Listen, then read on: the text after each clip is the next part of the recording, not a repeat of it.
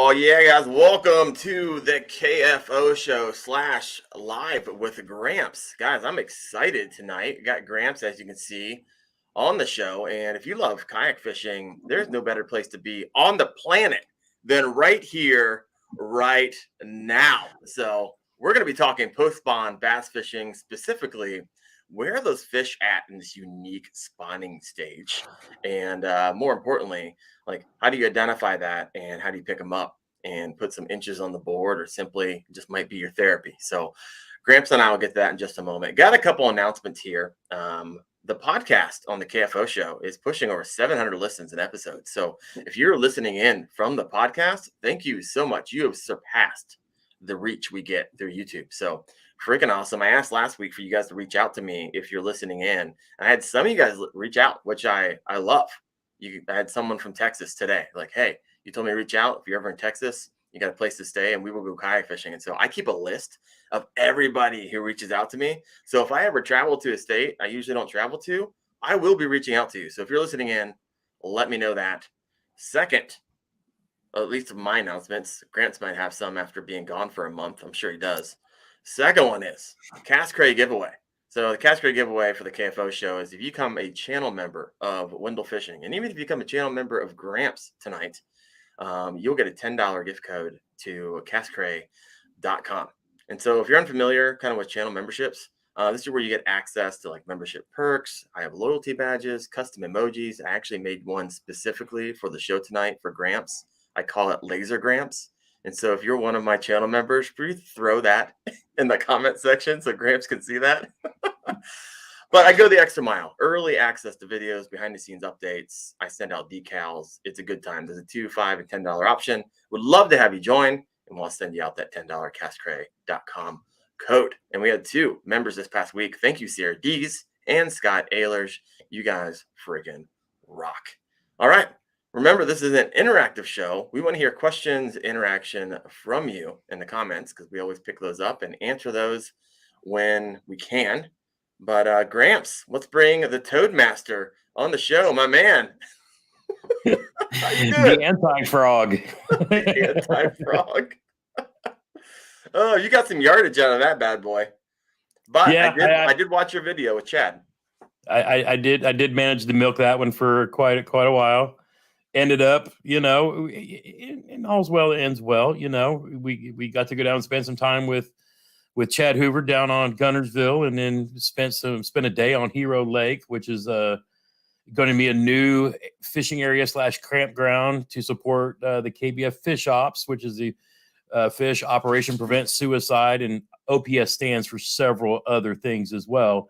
But it's going to be a homeland hero, those who love supporting our freedom and so forth and so on.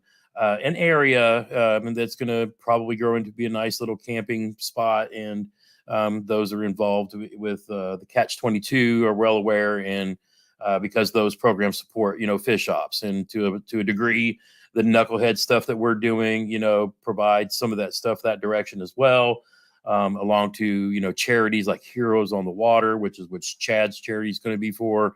I'm supporting the Indiana Fallen Outdoors chapter.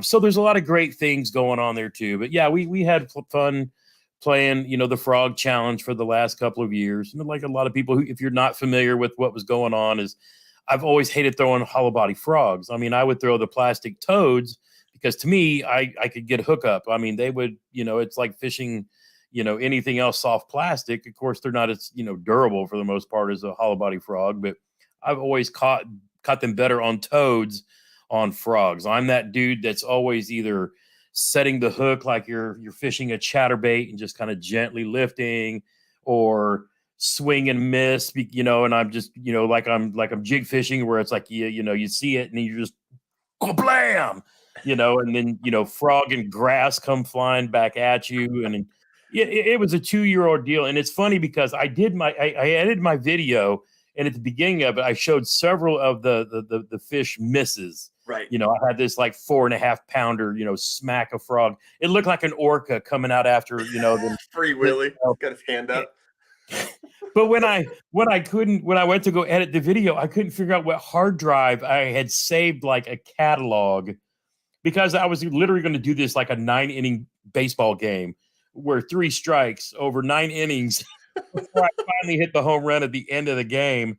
But I couldn't figure out, and then I found those after I published the video. But we had fun. We had fun in that ordeal. Everybody enjoyed all of the different frog jokes, and still to this day. But to be fair and honest, it is that time of year, and I actually have one type on. This is one of the flappy type frogs that came in the Monster Bass box this month. And I actually prefer like the buzzbait type frogs because you can fish them in so many different ways. But this is one I got in a box that I'm going to be testing out too. But for those who've been wondering why I haven't been live, I think probably the last time I was on with you, I kept getting intermittent internet loss. And, my wife teleworks quite a bit. And of course, being a dude on YouTube, you gotta have internets to be able to do anything. And it turns out after they replaced my modem, sent me the newest, 10G, whatever, said it was probably an issue outside. Guy, came out today and crawled into the house. And we recently cut, all the cable, like last year. So now we just do full-time streaming. Of course, that drives us nuts if your internet's going out. Guy crawls under the house and removes all the old stuff and updates the thing, and signal's still bad. And it's like, what the heck? So he comes in here to the fishing man cave, and he looks at my corner shelf where the wire comes out. And basically from the wall out of the port going up, I'm going to drop this. From the wall going up, I can't even hold on to it. It's like a bass going after your frog. Yeah. So this is basically how this cable looked as it was coming out of the wall and then running up my bookcase. Well, this little bend right here, over the last 5 years since this was installed, apparently, over time, the internets were running out of this corner here. There you go. So this whole time, it was because of this bad, the bend that I basically put in it, 5 years ago when we moved in here.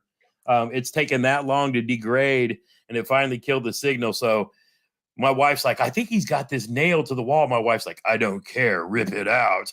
She's supposed to be teleworking and the cable's down. So he cuts off the end, puts a new one on. Oh, voila. Magically connected to the interwebs again. Welcome back. Here we are. Welcome back, my friend.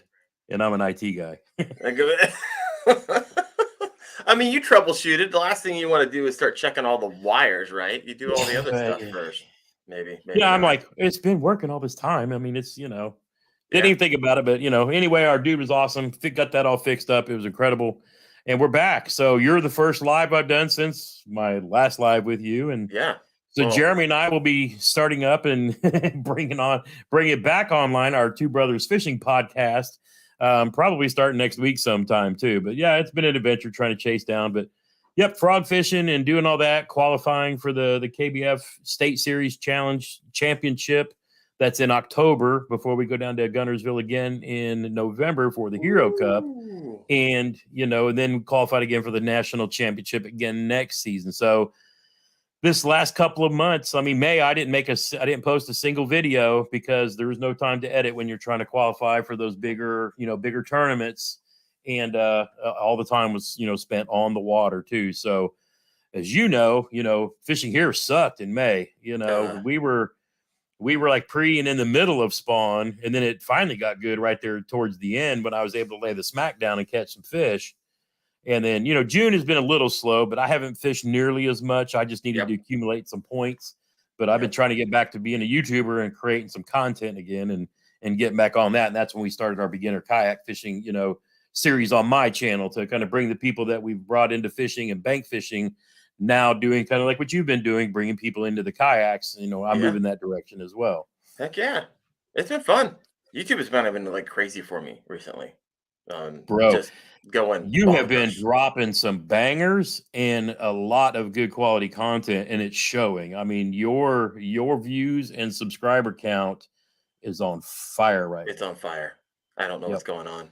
But thank you. You're putting in the work. I mean, the bottom line, if you have to make a good content and you have to make a lot of good content, and you have really been dropping those bangers for the last couple of months, and you can see the growth, and it's really starting to pay off for you too. Appreciate that. Well, let's hop in. We got a couple things. I want to talk knucklehead, but not right now. We'll come back to that. Circle back. Let's go post spawn bass fishing. Right. Oh yeah, So you and I have relatively. We might be off a couple of weeks, and granted, pretty we all close. know Yeah. that fish don't spawn and post. All at the same time. They do it kind of in waves. But explain kind of your take, and I'll explain my take here in a little bit on what happens from the spawn to the post spawn, because that's what a lot of us are probably dealing with right now to a degree. I mean, I'm Yeah. seeing fry balls here left and right, and so I know they're coming off the So spawn. when the fish, finish spawning, or they have their fry on the beds, and then they go when the fry move off of the beds, the bass go into fry guarding mode. And what that means is they will sit. It's kind of funny, the irony in how this works, but the fry will start moving, and you'll see them in pockets on the water. And you look at them at first, it's like they're minnows, but they grow pretty fast. But the bass will sit underneath them to ward off the crappie, the other bass, the bluegill, who love to feed on them, because what are the bluegill getting ready to do? They're trying to Ready feed to up because spawn. they're getting Yep. ready to go spawn, Yep. as are the shad as well. So the bass are exhausted at this point. You have a lot of folks trying to catch them on the bed because they know once they come off the bed, they're going to be hard to catch for a little bit, because they're going to move from the beds towards a little more shallower water, but they're really going to be chasing those fry around, who are like, it's like herding cats. You just never know which way they're going to go. Mhm. And so they spend probably, I think, a week doing that, right? And then once the fry get to a size, and it's funny because we actually ran into a ball of them, and they grow pretty quick, but they will, kind of dissipate, and then the bass go back kind of to living their lives. But they're starving, they're famished. They've literally been sitting on the bed, taking care of the babies. They need to feed. And normally when they need to feed, it's about the time the bluegill start getting on the bed, and it's about the time the shad start doing their thing too. Yep. And so fishing can get really good, but you gotta, it's a lot of people try to catch them when they're still underneath those balls of bait, dropping things. You might want to get one to bite every now and then, but at this point, they're pretty much, they're hard to catch. And everybody's like, where did the fish go? Yep. And it gets to be a pain. But when they kind of finish up with that, fish by nature, you'll either find the shallow water fish, Yep. the fish that like to spend their summers in the beach. They want to be in that skinny water, or they want to be in the shallow coves. And then you also have those that are your offshore bass. They want to go deep, be cool. They ain't about it. It's like they're like people. Some of them like to be hot natured, some of them like to be cool. So that's when your tactics start changing as you get towards summer, is fishing those offshore places, brush piles, and things like that. Or my favorite, when you find them in the coves chasing all the fish, you bust out that chatterbait and hit them in a cove and just start laying into them. You meant But frog, right? Bust out the frog, start and then laying into him. the frogs will do, well, I mean, I got to be fair. I mean, because, those people who have lakes that are covered, have grass in them, Oh yeah. you'll have that grass matted up along the banks. Those bass will lay up under there. So the folks who like to throw their frogs, that's what you're targeting. You know what I'm saying? And then the fish that live under the lily pads, the same kind of thing. And then, in the heavy matted grass, that's when your punch rigging and stuff like that starts coming in.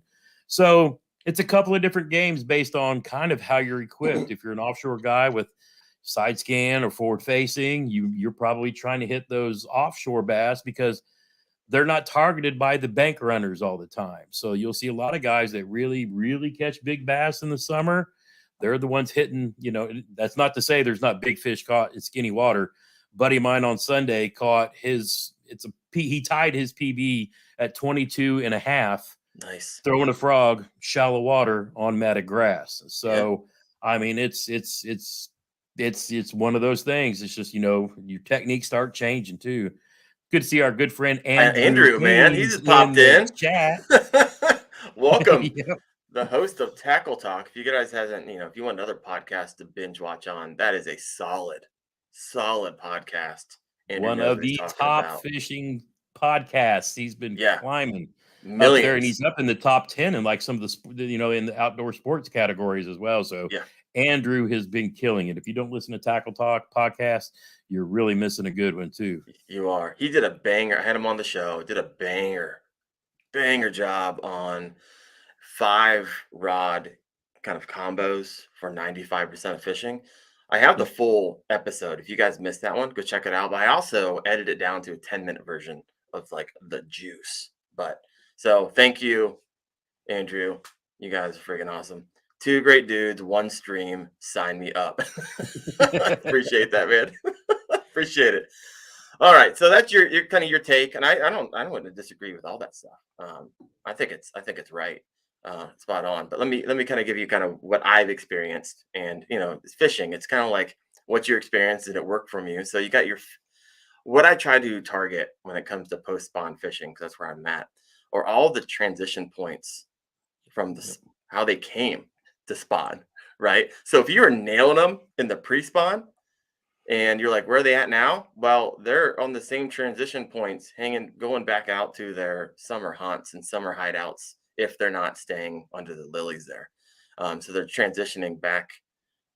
And so if you pick them, a lot of times they like to hang out in the cover. So, and these routes are interesting, right? And so they're going to be holding close to cover, in my opinion. Those grass beds, the timber, it can even be. I know at my lakes around here, like the water was low, and from the waves kind of hitting it, it eroded maybe like 6-7 inches, and then the water rose back up again. Well, guess what route a lot of bass are going to be taking back? They're going to be taking back that little bit of structure that has changed, and they're going to run that line. And so if you know where that line is, you got yourself an advantage. And so for me, when the temperatures rise, my baits go faster and faster. That's typically how that works. And so I'm going to be breaking out my jigs, my Texas rigs when I'm fishing the stumps and underwater trees. They're going to be held up really close to that. And keep in mind, if you're still up north and you still have some coming off spawning, which I guess is still kind of it could technically happen. It's The still right amount of happening, yeah. the right amount of sunlight is needed to hatch eggs. Yep. Period. So when you have murky lakes, your beds are going to be more shallow. On clear lakes, those beds could be 10 to 15 feet down. And so Yeah. keep that in mind. If you're looking for them on the bed, you're like, where in the world they're at? If you're in a clear lake, they're deep. They can be deep. They can be shallow, Yeah. but just keep in mind the right Let amount of me sunlight play needed. off of that real fast. I want to Go share for a it. tip with you that my brother kind of discovered this year. So the area that he and my buddy Matt fish, it's around Camp Atterbury here in Indiana, and they have 4 bodies of water that are pretty close to each other.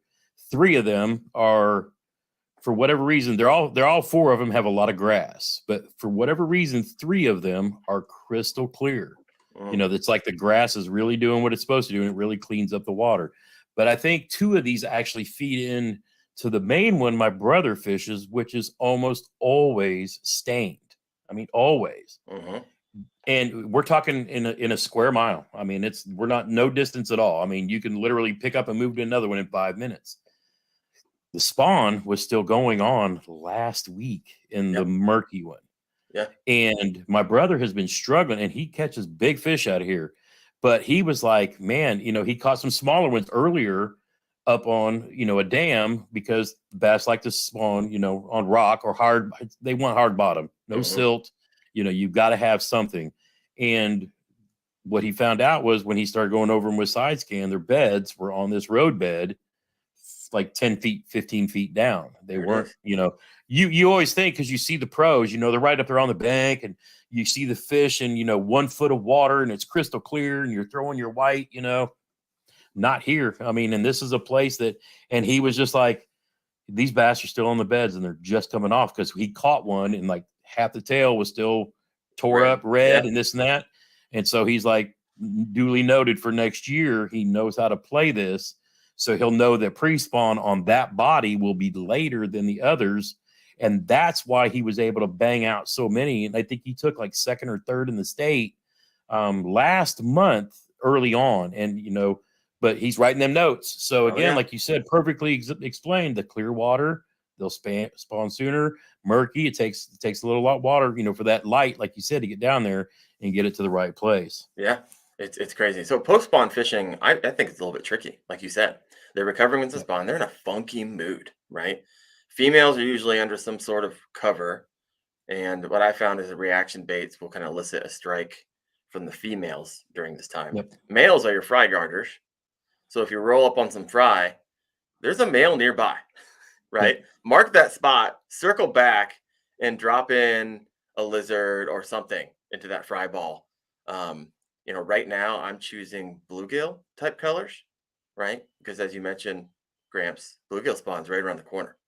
Yep. And so I'm pulling out all the bluegill colors right now in the lakes around me. There it is. Bluegill colors. You were like, what Yep. color should I throw today? Neon yellow? No, bluegill colors. If you're fish anywhere in Northeast Ohio and they're coming and kind of in the close spawn. So summer heat, like you mentioned, they're going to push a lot of bass back to deep water sanctuaries. And they do that because, you know, food's plentiful, water Yep. temperature is a bit cooler. And so you're going to be trying to identify those creek channels, right? The structure ledges.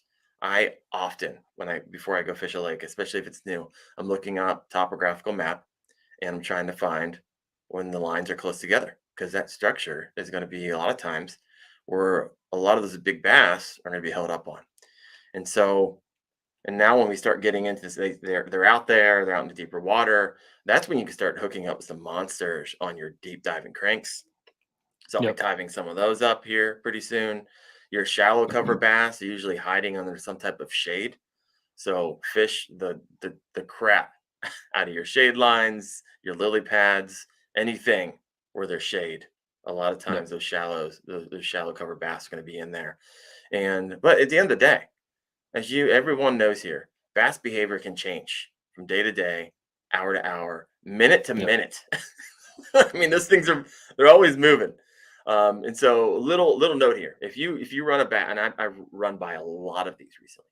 If you run by a bunch of bluegill beds and you're like, ooh, they're kind of cool, right? If you've seen them before, there's like 30 of them. Then sometimes you see even bluegill in them.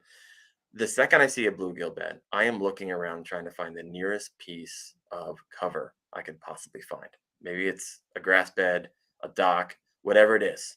Because you find that nearest piece of cover, you're likely going to find the nearest bass because they're ambush predators. They're just Yep. waiting for one of those bluegill to come off the bed, mosey in the wrong place so they can get themselves a snack. So look to the left, look to the right, and you might find yourself some bass if you find some of those beds. So post bass fishing, tricky, but you can dial it in. What do you got for us, Gramps? So I see a comment that I want to hit because I'm notorious for throwing a chatterbait. And what Bass Ackwards says was, I've been pulling a bluegill colored chatterbait through fry balls and getting nothing. Mm. Right now, moving baits it's you want if you're going to throw a moving bait, it needs to be a topwater, Mm. because especially like a walking the dog bait, something that you can pause, and then you're going to be calling those fish up from the deep. But to your point about you're trying to mimic even a bluegill colored chatterbait, these fish aren't in a chasing mood right now. They're Mm-hmm. exhausted. They need to eat, to build back up the energy. So we're not in chatterbait season quite yet. When it turns on, you'll know it. And everything from, when we're talking deep diving crankbaits, we're talking, deep dive and then slow.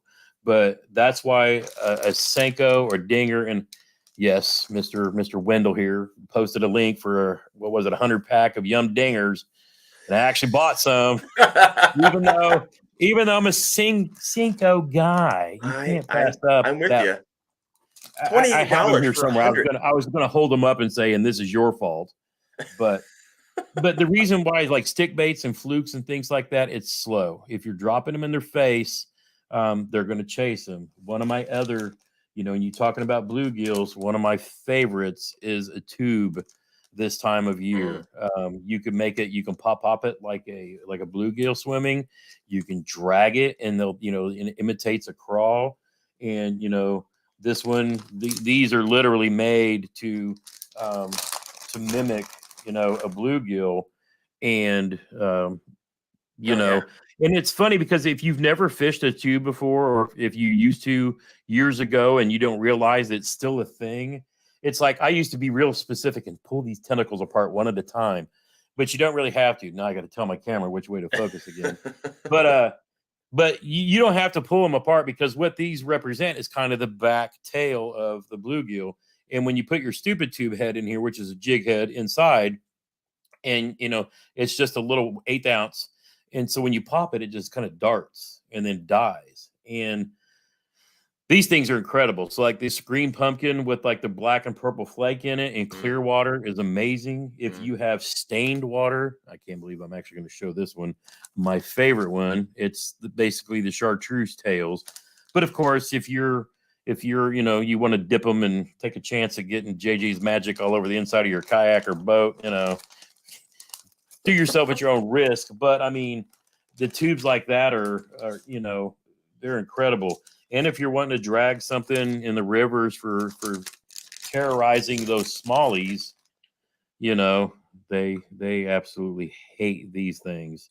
And that little orange, smallies love the orange, they love the chartreuse, but I love the secret lures ones because they are so soft. A lot of people, I really like the KBD caffeine shad smelling ones for forever. Oh, yeah. But these things are so soft, and they still hand dip them themselves here in Indiana. And I'm actually going to go down there.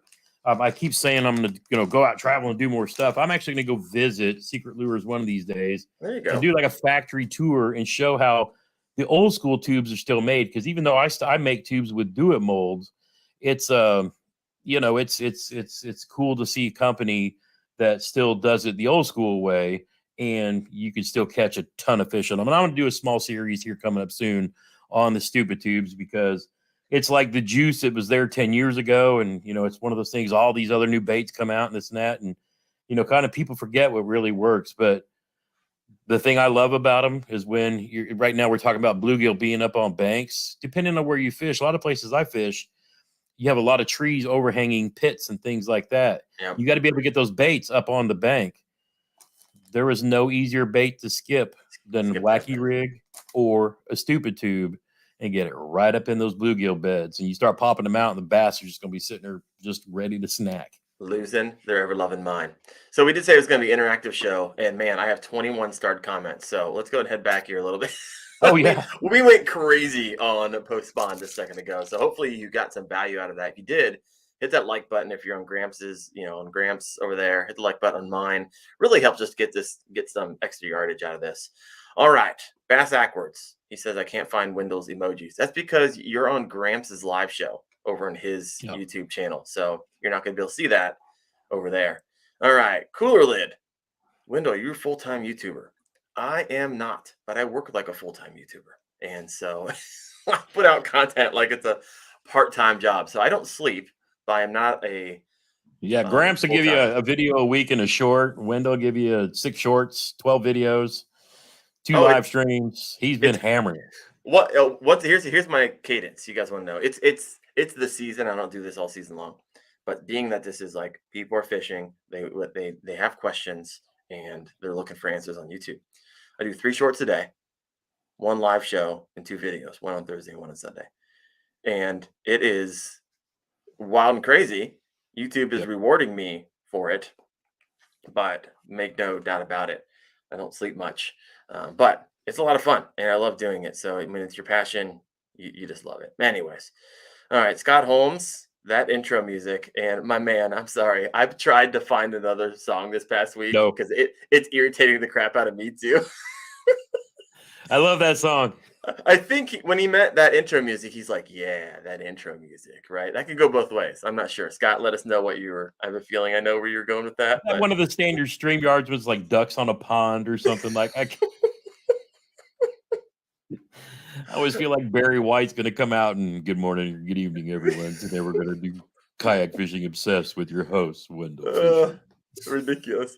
All right, we're talking about frogs now. Here's some comments on the frogs. Elizabeth, who I believe is on your first team member, right, for Knucklehead? Is that right? Oh, yeah.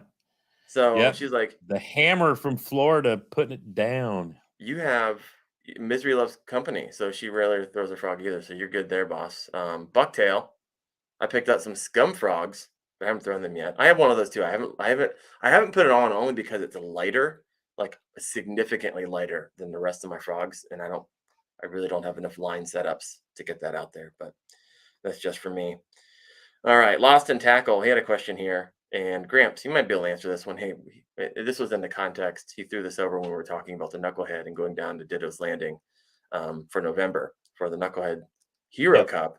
Where would be a good place to grab a campsite for November? And there's an issue here, so I'm glad he asked this question. Yep.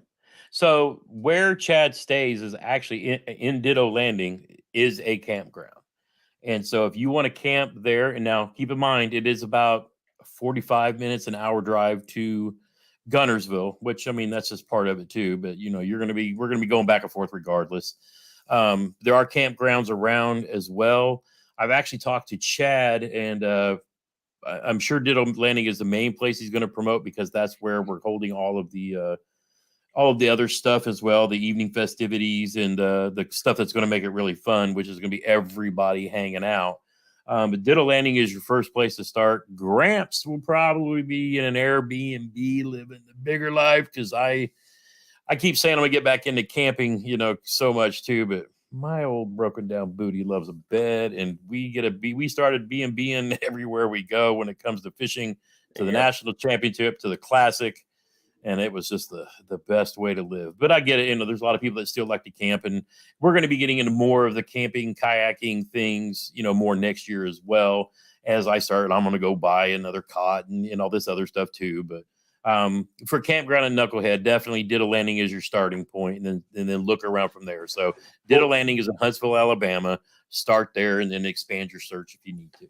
well, I got a question for you because I thought maybe I talked to Chad about this. Maybe it wasn't you, but on Ditto Landing site, you can't tent camp during that time frame. I think he said in one of the streams when somebody asked about that he was going to have an exception for Veterans Day weekend. Great. Perfect. All right. Yep. So that is good news. So if you're like, hey, I want to kind of get down there, do it on the cheap. I see I drove Frank nuts with my assault from Canada comment earlier when we were talking about the What do you smoke. say? No, I don't know, but the fact that I call it Canada instead of Canada? Canada, I mean, bass season just opened up in Canada. that's still just, it's I like, how don't, much, what do they get? 3 weeks a season to fish? I mean, it's geez, I couldn't lose my imagine being a mind. content creator up there. Oh, it would be torture because Oh, literally I was talking to a guy and I asked him for the rationale behind it. It's like number one game fish here in the US. People fish it 24/7 and we still have yep. plenty. Like, why do you have those rules? He couldn't tell me. Do you know? I have no idea. And one of the guys that I was watching that was on with it might have been Frank actually. I think he was talking about different provinces or like their different states have different rules Different depending on rules. where they are as well. So yeah, it was it's nuts. It might have been Frank. I think he was on with Debo and Dizzle not too long ago if I remember right. So Yeah. it's just one of those, you know, funky, that's the way they go. Yeah. Oh, My you do wife you. is over here having a good time because her internet's back up and her AC is working again. Oh, yeah. Provide for that girl. All right, Hook Yeah. Life. He says, talking about post spawn.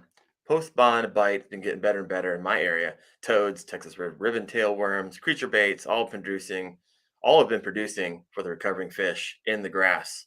Fluke Yep. bite just started as well. Solid, picking up. There's always nuggets here and there. Amy Richards, and this is kind of in response to your post recently, Gramps. I know that you threw out there was like a 25% off at Legacy Fishing for Corrado Yep. K's, and she's like, just picked up the Corrado K from American Legacy. Is that deal still going on right now? They were going to sell them until they all sell out. If you think about it, iCast is coming in 2 weeks. Uh-huh.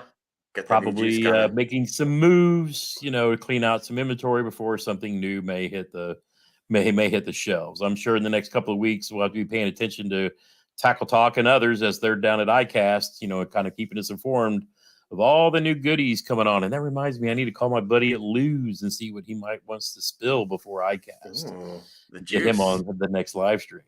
Bring in the juice. I like it. I've Yeah. never been to iCast. I want to go so bad. Obviously, it's not going to be in 2 weeks from now. Down, is it Yeah. Florida? Is that where it's held? I think it's in Orlando every year too. Orlando. So you know what? Next year maybe we should plan a trip and see if we can't make that Ooh, happen. that would be awesome. Yeah, I can get behind that. All right, we're not going to go down that rabbit trail. Let's talk later, Gramps, because that does sounds like a lot of fun. Cooler lid. Hey, enjoyed the tournament cheating video I did. If you guys haven't checked that out, That's um, pretty good. the reason I did it, and just so you know, is like I'm not like trying to promote cheating, right? I'm trying to promote fair play. And so if everybody knows the different ways that people cheat, um, those who are thinking about cheating, be like, everyone's gonna be looking over their shoulder because they know all the ways, right, to look out for. And so check that out. It's interesting. I was geeking out on different like they. I even learned of a few others since then that people kind of posted in. I'm like, are you kidding me? So absolutely crazy. Go check that out if you're interested in that one. But to move on, Rello, this is a question for both of us, Gramps. If you could bring one lure out with you, say tomorrow, which lure would you both choose? Like, I'm gonna put some parameters on this. One and only for the month. What do you have tied on? Oh, for the whole month? Yeah, I put a little extra on there for you. Sorry, Rilla. Well, we do both if you want. One right now, and then if you had to have, did it change for the entire month? Yeah, because as we're getting into as we get into that summer pattern, I would actually move from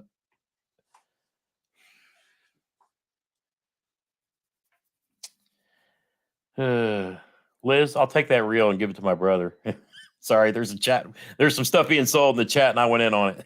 Oh, there are 70 comments since I went over here. I'm in the starred section, and there's like a whole other conversation. It sounds like because right now, like I said, this is where I'm still kind of hunting shallow as we move deeper. So I've been the Senko and the stupid tube. It was kind of the Senko before, and I kind of have a progression I go through. It kind of starts early in the season, first off with the Senko because I could drag it through and over grass and drop it.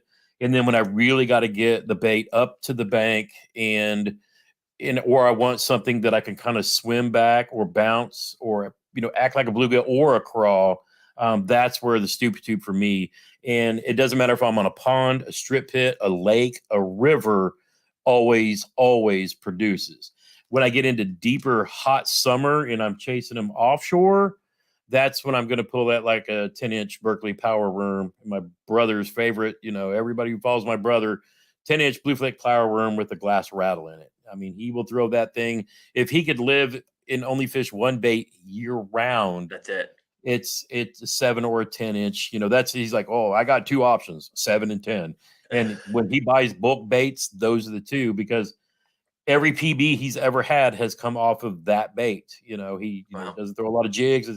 Everything he needs to do, he can do with a power worm. And just bottom line. His PBs come off that bait because that's the only bait he fishes. Yeah, I mean, he caught. It's funny because me and my buddy we roll through. We're in a river fishing smallies. I'm throwing a tube. Bobby's throwing a Ned rig.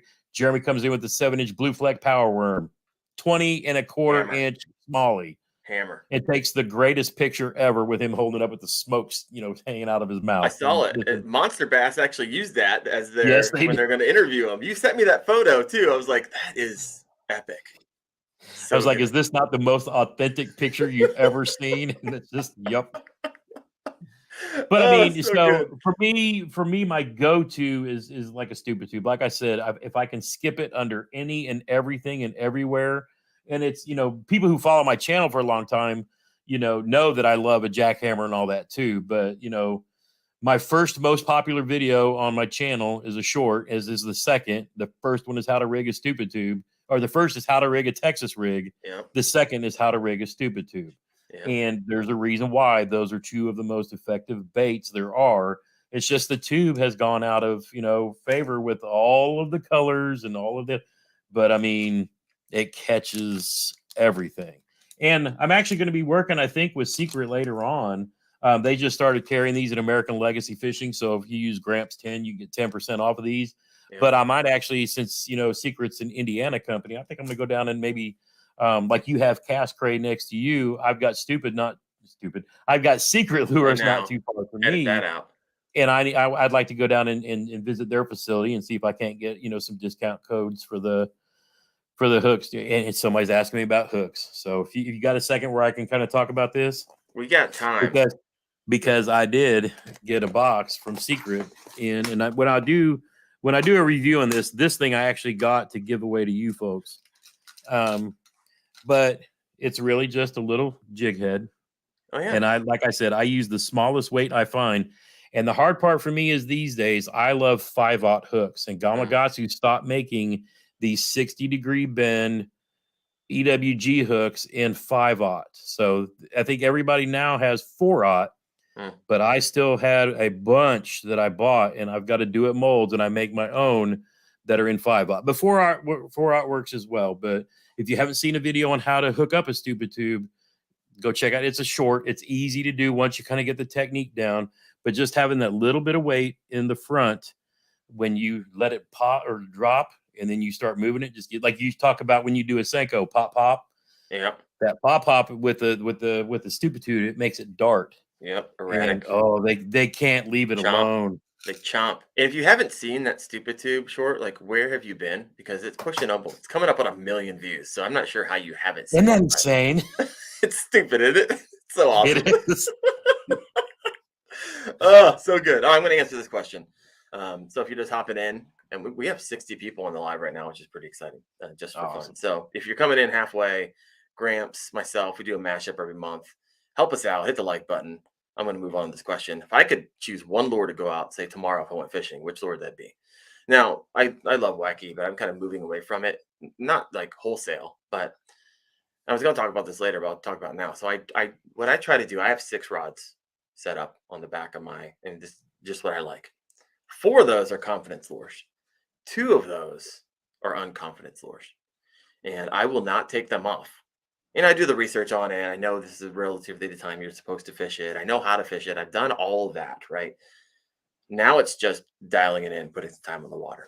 And I'll actually time myself because it's really easy to throw like 5 times, like, oh, I didn't catch anything. I'm gonna go back to my confidence lure.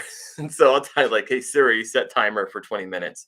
Everybody's phone's like going off right now and setting timers. But what I'll do is I tie that on, and I did this for the past month with a lure. I got the video coming out next week. It is the Yamatanuki.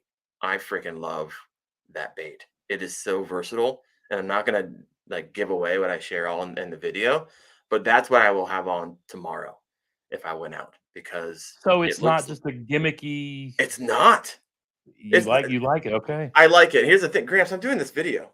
I'm not, when you're doing a video, sometimes I do it from the kayak, and I'm not really paying attention. I'm just kind of casting and talking, and the fishing Yeah. is the background music. Yep. And I'm slamming bass during the video, and I'm fishing in a place that you typically wouldn't fish. Like you don't see a lot of videos. I didn't see any videos that said this is how you fish it, but Yeah. I'm not going to give it away. But it's not gimmicky. It's just a heavy plastic. I also like the depths cover scats. I Yeah. like fishing those. So it's almost like a scat bait with a tail. It's an upside down bowling pin, essentially, if you haven't seen it before. But it's Yamamoto, super salty, great flutter fall. I'm stopping. I don't want to give away the video. It's coming out next Sunday, so check that out. But that's what I would tie on right now. And The being that I'm in Texas a rigs, post or how are spawn, you fishing it? yeah, you Texas rig that bad boy. Okay. And it's a big hook. You need a 5/0 hook on the 3.5 Okay. inchers. Yeah. I mean, they just came out 2.5 inchers as well. And you need like a 1/0 hook for those, but I want the big ones. And just think why it's killing me. 'Cause go back to our earlier conversation about post spawns fishing. What's spawning right now? Yep. Bluegill. It looks like a baby bluegill kicking through the water, and bass are losing their minds over it. And I'm just slamming bass on it right now here in Northeast Ohio. So that's what I would have on right now. I'm over here in the starred comments. There are 108 other comments that I haven't even looked at yet because I'm like going down through these questions. Oh, let me see here. I was going to comment that Mike asked if they were more durable than the Senkos. He doesn't like how easily they shred. Oh, Well, no, that's why you absolutely buy not. them in the 50 and 100 pack, and then you buy one mold from Senko or from Do It Molds, and you just remelt them, Yeah, make them again, and then put some salt on them and put them back in the bag and do it again next year. there you go. That's why they Now call I it will. Do It Molds. You do it yourself. So I share because they're not cheap. The Yamamotos, the Yamatunukis, they're like $1.25 when you break it down per lure, and you'll get maybe 2 bass out of them. And there's some ways that you can kind of manipulate it and get a few more bass out of them, but I can rip through a $10 pack in the morning. But Yeah. would you pay $10 for 10 bass? All freaking day would I pay Yeah. You for that. catch a 5-6 pound bass. Was it worth it? Oh, Mhm. absolutely. I'd pay more than that. So, I Yeah. mean, when you add up all and I'm not saying whoever made the comments making that comment, but a lot of us get in this trouble. We spend $1,000 on kayaks and trailers and $400 combos times 10. What are you talking about? This sport is cheap. And then, and like for some reason, and I do the same thing in my brain. I don't know why I do this. I'm like, oh man, that's a really expensive lure, and I don't buy it. Like I'll go wholesale on everything until the lure, the thing that's the least expensive. I don't know why I do that. I don't know, but hey, you know what? You do you. That's the beauty of fishing. I mean, I get comments all the time like, "Oh, I carry 37 rods. Oh, I carry one, and that's the way to go." I was like, Yep. I hiked the Appalachian Trail. Everyone likes the hiking a different way, like the fast, slow, and it was always a saying called "hike your own hike." I was like, "Yeah, Yes. fish your own fish," and just yeah. Anyways, all right, let's move on here. Oh my goodness, 122 comments. Like, I got a couple other comments here from the listeners. Outdoor Conquest said definitely chatterbait season in Michigan. He can't keep them off of it. So that's great. Amy, awesome. Caught my PB last Sunday on an X Zone drop shot shallow. There we go. Congratulations. I'll celebrate Drop that. shot's another good one this time of year too. Don't be afraid to put that out there and drag it back like a vertical Carolina rig. It's a good time of the year to start doing that as these fish are divvying up, deciding which way they're going to go. Heck yeah. Hook Life said I had a bass on a bed last week. Hey, Yep. still That's happening. here in Indiana. Yeah, for sure. It's happening. And then you have Elizabeth is like, hey guys, water temperature is 87 degrees down here in Florida. Yeah. It's gonna be getting a little warmer down there for you. It was in the 90s here this week. I was like, Woo! It's getting warm. All right, let's move. Did you see anything in the comments? Why I wasn't really looking at it? You wanna? Yeah, I address? saw the standard, preference for the yum dingers, which I get that too. Fish, like he said, fish your own fish, whatever you're confident in. It's like I remelt and I have molds to kind of redo a lot of my baits. So if I'm tearing up Senkos now, they may end up being a 10-inch worm, a creature bait. That's the great thing about molds is you just melt the plastic, pour it back in, and do your own thing. But if you're not into any of that, I mean, I understand. I like, Darren posted the thing with the yum dingers on sale on Amazon, and I ordered them because I may not give everybody my favorite stuff, but if I'm out fishing and somebody doesn't have something and I'm like, here, throw these, Yep. and it you can hand them over, and the dingers will catch them too. And Chad Hoover put out a good tip on Senkos this week. Start out by fishing them weightless Texas rig, and then when you jack up the ends and do all that, put them back in the bag. And then though it's your bag full of Senkos for the wacky rig. Yeah. And then once they split them in half, Ned rigs. Now you're neg rig. So there you go, baby. Three times the use for the one bait. So and then you melt it. You melt it down and you make whatever you want. 4 uses, exactly. 1 worm, 28 cents per worm. Can't beat it. Oh, there was the comment that's going to be the future of one of my videos, and it just happens. I'm going to have to film that sooner than later since you just gave me the perfect intro for this video. All right. I gotta address this because I was going to address it tonight. Here's the thing. I'm going to address it. It's probably the same thing you're talking about. Morgan Smith Images? All right, Morgan. I'm getting tired of Darren not using a net. Let me explain myself. 1, I have oppositional defiance disorder. If someone tells me to do something, I automatically want to do the opposite. And I can't tell you how many people have told me, gotta get a net. In fact, I did this video. I lost a fish. It jumped off my board. It was an 18.5 incher. And Grandpa's been telling me like all month long, like, oh man, I don't have time to like edit videos. I'm out there fishing. Within like 30 seconds of me posting this video, he finds the inspiration to make a follow-up video making fun of me for not having a net. My first video back after being on hiatus. It was just right there. It was too good to pass up. I don't have internet, guys. I don't have anything. I don't have the time. 30 seconds, the inspiration. And he gets like 2,000 views at him. Like, I just took one of your shorts and took one of my shorts. I know what you did. I saw it. I saw what you did. And I told him I'm buying him a knife sharpener for Christmas. Morgan, I have good news for you. I lost another fish at the boat.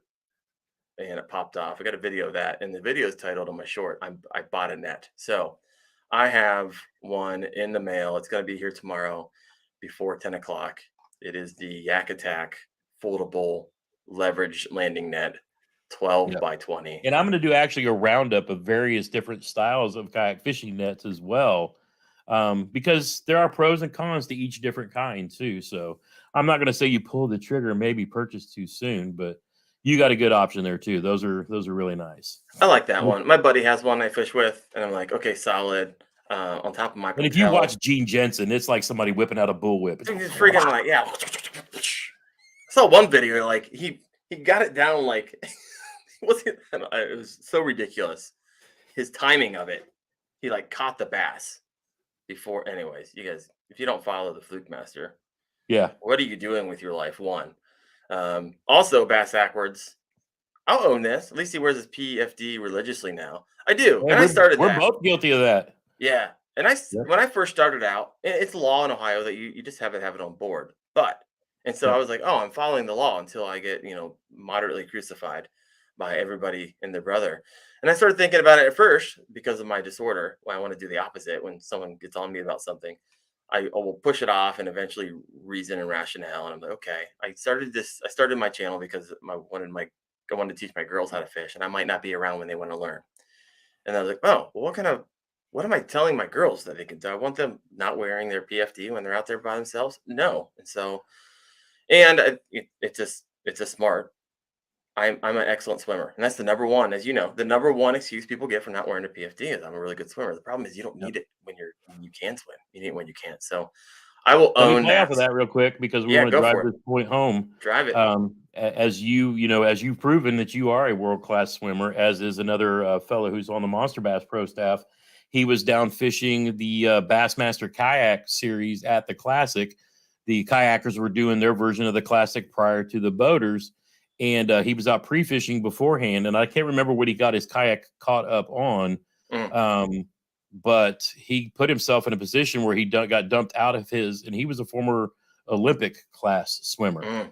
But we're talking now the water's, still cold early in the year. We're talking hypothermia, things like that. He ended up getting in the water. Yes, thank you, camera, for not focusing on where I'm at. He ended up getting knocked out and into the water, and the cold got to him, and he couldn't even grasp enough air to call for help. But lucky enough, I don't think it was Jacob Wheeler, but it was one of the boat pros actually saw him come out of the kayak and pulled over and got him out ASAP.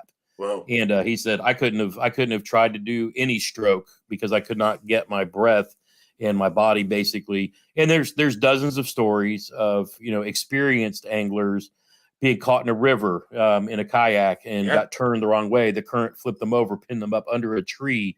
And if not for their vest keeping them above the water, could have easily drowned. So it's when you get used to it, it's really nothing. I mean, I wear an NRS Chinook, and a lot of people like the real thin little, but I wear an NRS Chinook, and I mean, I'll be out in 98 degrees and it doesn't affect me whatsoever. And I'm a big old dude, and the heat just, it's just like I'm wearing anything else.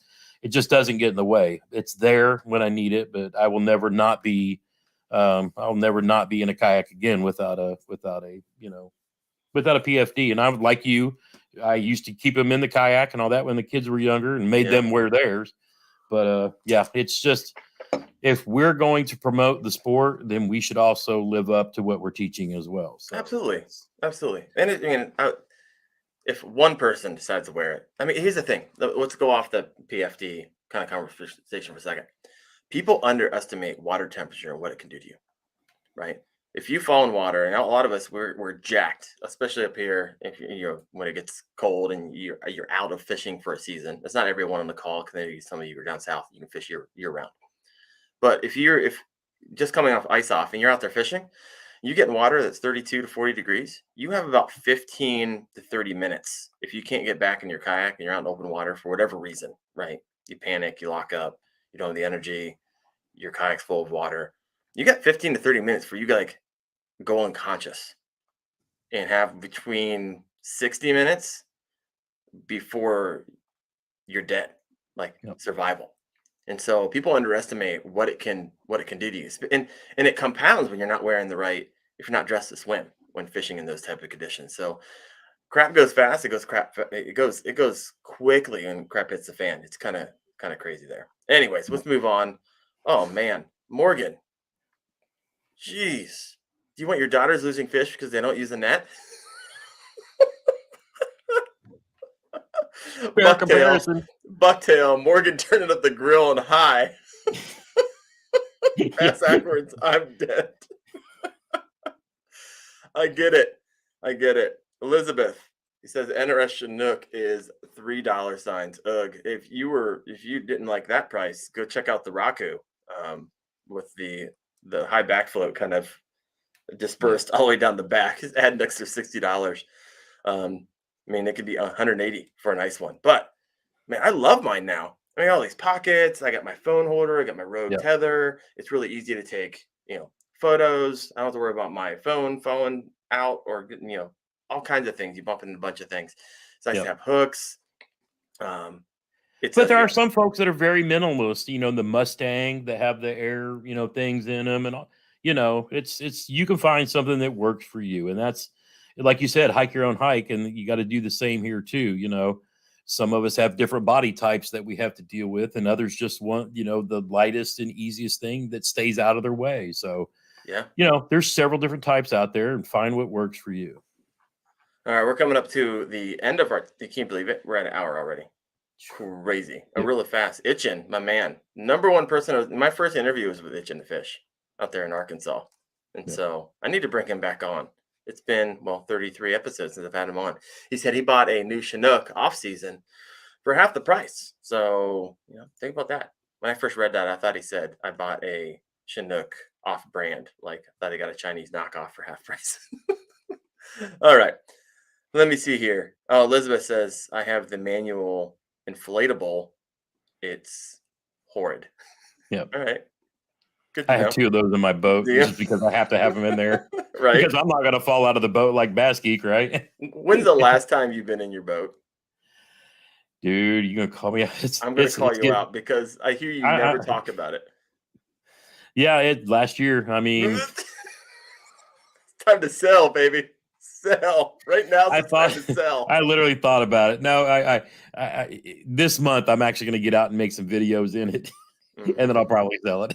I don't believe it. You can have a fleet of fishing kayaks for when you sell that bad boy. Yeah, and that's what I'd rather. That's what I like to do too. So I need to put it up for sale. I don't know why I keep fishing out of it. I need to, when we have our Freedom Squad meet up in a couple of weeks, I need to get convince Debo that he needs a boat. Right? Oh, speaking of which, you need to come down and see us if you're free on the weekend of July.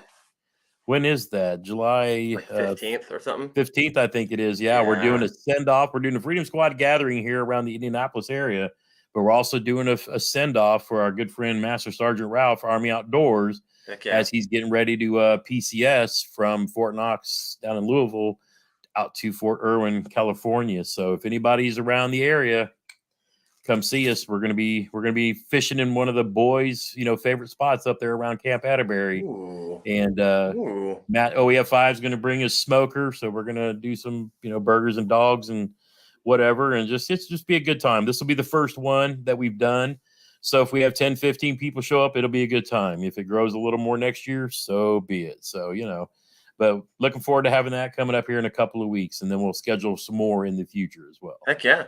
And thanks for the invite. I can look at my calendar. I know I'm on vacation the following week, so I'm not sure if I'll be able to make that. But I would love to because I love Army Outdoors. So awesome. Mike M says Debo needs a yak in the worst way. And when I interviewed him, I was like, "Have you ever been in a kayak?" His answer was no. He has never. Chad in his entire life offered to send him one, and he just I don't know. He loves his John boat with a little motor. I was like, well, you got to give it. You got to give it some, you got to try it. I don't know. Maybe they're afraid of learning what we all know. It's just the best way in the world to fish. They're afraid of, they're never going to get pulled into the dark side. That's what it is. Yeah. I think he would secretly, like Elizabeth's saying, he would secretly love it. Yep. And everybody, the comments are lighting up. Kayak fishing is the way to go. I love it.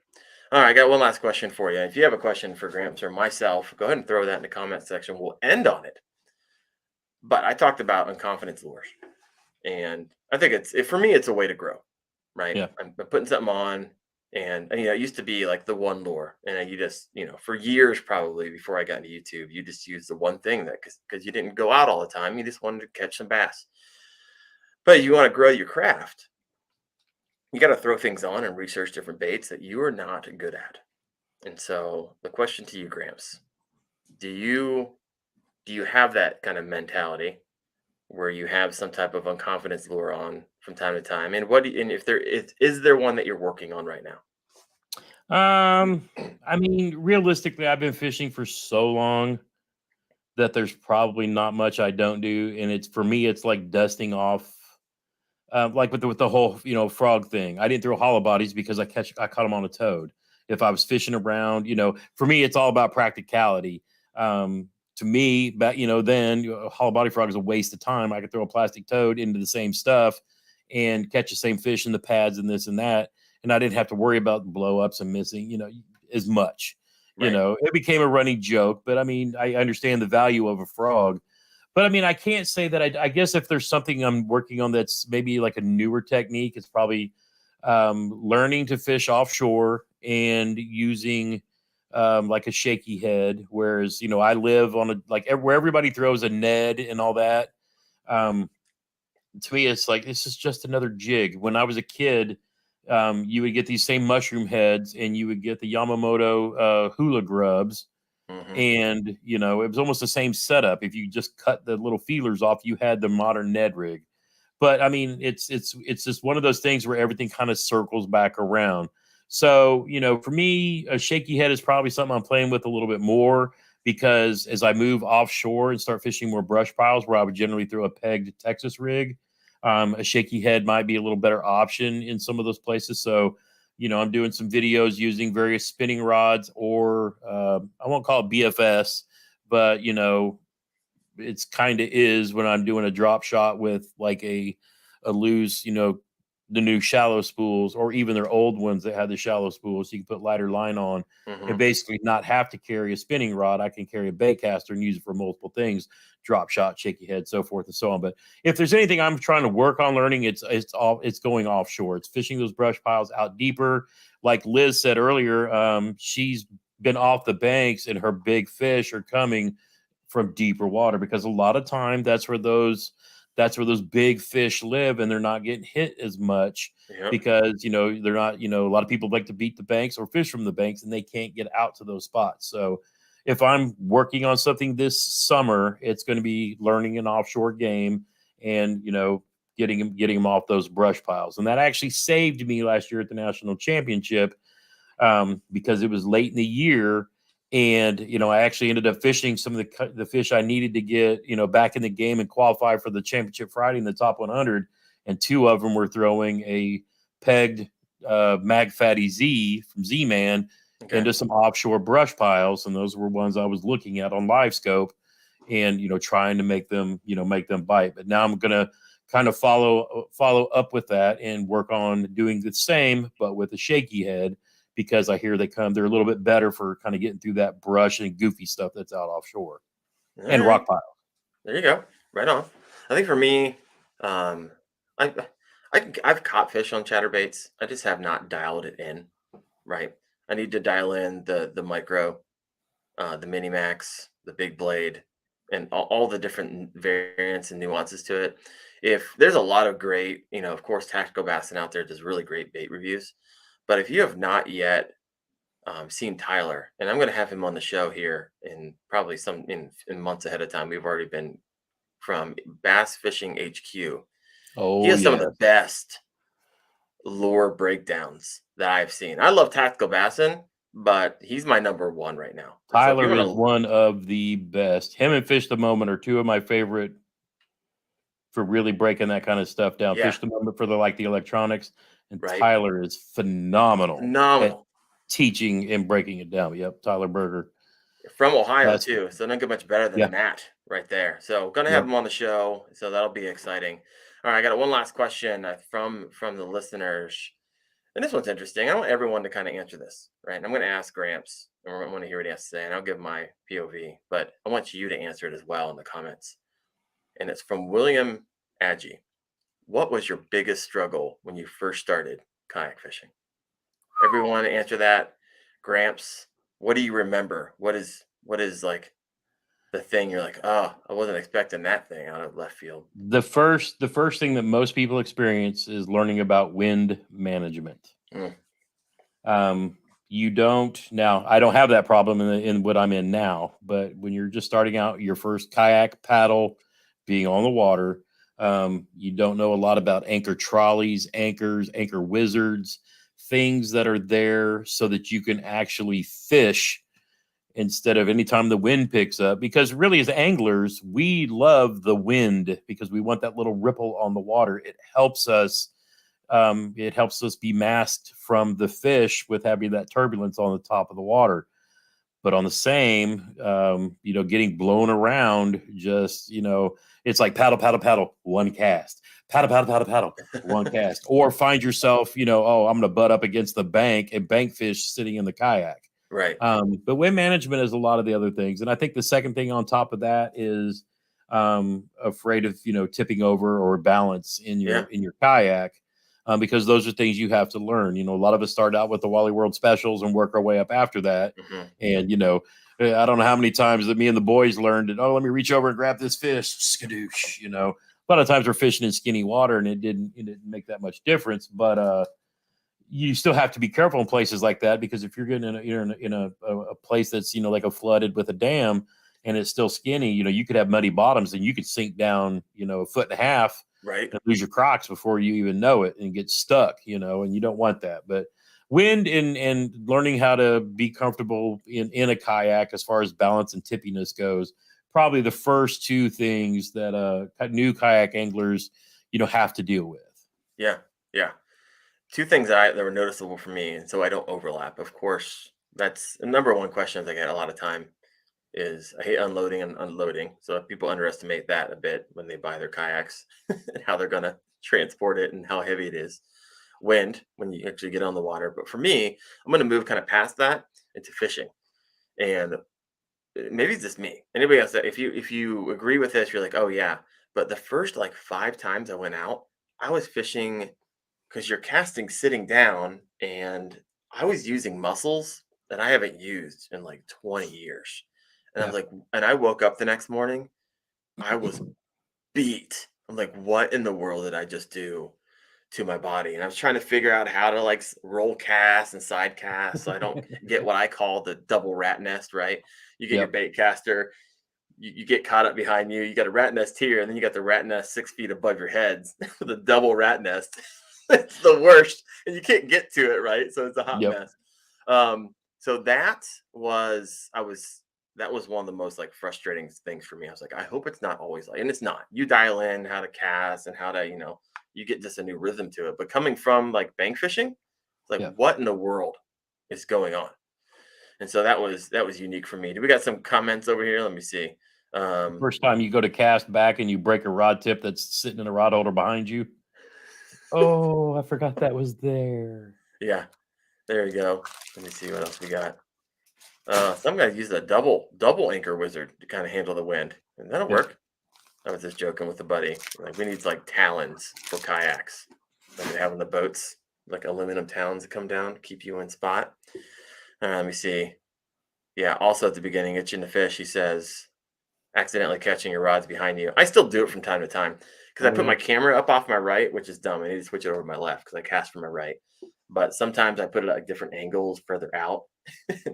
I just forget that I did that. Of course, catch it and When I'm using my net, I always net on my right side, so that's why my camera's over there.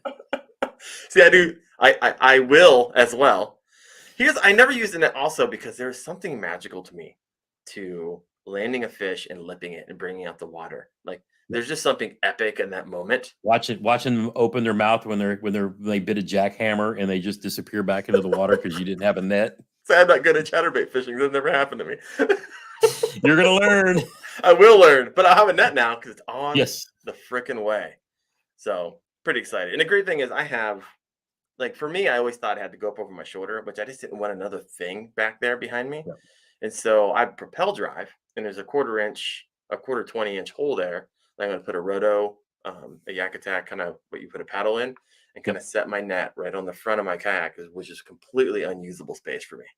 And Yep. so that is going to be the setup. My man who I fish with was like, "Ooh, I like that setup. I'll get a net Yeah, now." I saw And you I using the lost. double yak holder for your catch board as well, and that's Yes. another perfect way to use them. Just had someone ask me what I was using. I was like, "Oh yeah, here's the link. It Yep. works very nicely. Tether it, because if you bump it a little bit, that thing's Oh. going in the water. If you don't have that tethered, say goodbye to your $90 aluminum catch axe." Oh, you know what? Since real quick before we end, I want to show you guys something that hasn't been revealed yet. These just came in today. Ooh, bringing us some. You've seen it first here on the mashup. What do we got? So as you guys know, 4th of July is coming up, right? And Uh-huh. every year, Catch does a special run Oh of yeah. the America board, Heck right? yeah. So, you got the stars on the inside on the blue background with the red fence. You already own one of Well, those. Why you have a new one?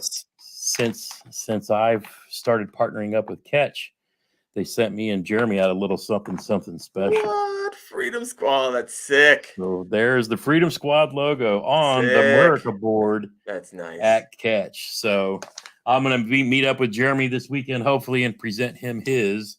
And our buddy Matt, the other founding member of Freedom Squad, they actually built his when he was up there visiting the Catch headquarters with Chad Hoover and Fluke Master back when they were here for the boat show. Yeah. But they didn't have the parts to build one for me and Jeremy until they started doing this run. So I got an email earlier this week, and our good friend Duke at Catch is like sending you guys some presents, him and Nick. So they sent me and Gotcha. Jeremy those. So that was really cool of Catch to do that too. That is cool. Great company, quality products. I'm not sponsored or anything by them, but hey, my Yep. catch axe have held up like a boss. It is tough, built tough.